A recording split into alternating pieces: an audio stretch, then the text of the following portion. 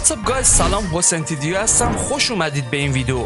امروز بازی داریم. چه بازی؟ یه بازی که مال سال 2013 ولی دست کم نگیرید گرافیکش اونقدر بالاست که هنوز با بازی امسال از لحاظ گرافیکی برابری میکنه. فیلم مکسیموس یادتونه؟